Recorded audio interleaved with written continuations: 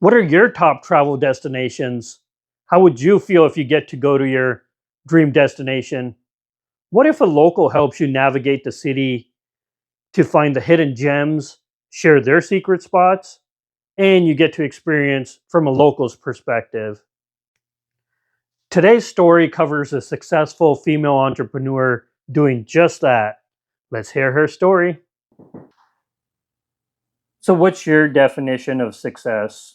Success to me is feeling in control of your life, being able to work on the things that you love, feeling passionate about what you do, doing something meaningful, also having an impact so that, for the time that you had on this earth, you've brought things forward. You've made the world a better place because you were in it and you made a difference.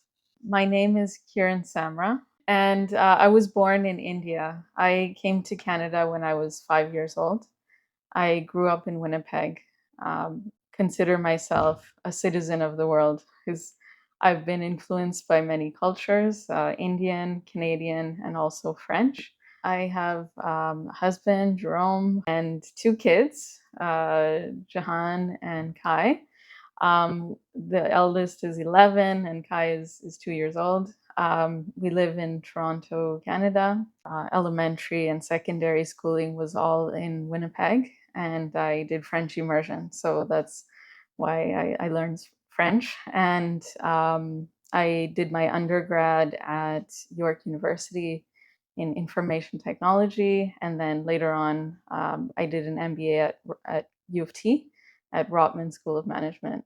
Initially, after university, at my undergrad, I worked at Ernst and Young about 7, 8 years, and then after that, I worked at Deloitte. While at Deloitte, that I had the idea for Locify. I'm the founder of Locify. It's a startup that brings travelers and locals together. The idea came from sort of looking back at my own travels, so places I had been to, and I was there was this solo backpacking trip that I did in Eastern Europe in my early 20s. The thing that that I remembered the most out of all the cities that I visited, I went to Budapest, Vienna, Berlin, Prague, Amsterdam, lots of places.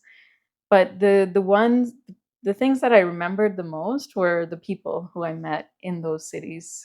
It made me realize how important people are to travel. That's what I had in mind when I started out with Locify, and I felt like, everyone, this is something really missing in the world. Like everyone, when they travel, they should have this opportunity to connect with people. That they should have an easy, convenient way to do that with a bit more security, so they can plan that as part of their trip. And so I realized that, hey, I can do this. I can be the person to bring this to the world. I know a bit of business, I know some IT, and mostly I have a vision for what we could do here, and I'm going to make this happen. Initially, it was a lot of writing down ideas and having conversations with people that I knew.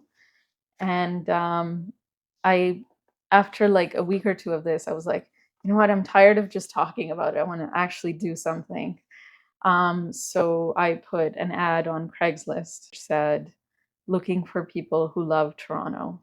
And told them a little bit about the idea. I was amazed at the response that I got. There were about 28 people who responded, and I met them all one on one. And those were the first Locafiers. So out of that group, about 24 of them signed up to be a locafier. That's a local who's in a city who does these types of tours. So yeah, that's how it got started. And then like quickly after that, we decided to do uh, locify in Paris as well. My husband is French, so we have a lot of friends in Paris, and with their support, they were able to do these interviews in Paris, and we got started in both cities at the same time. That was 10 years ago now.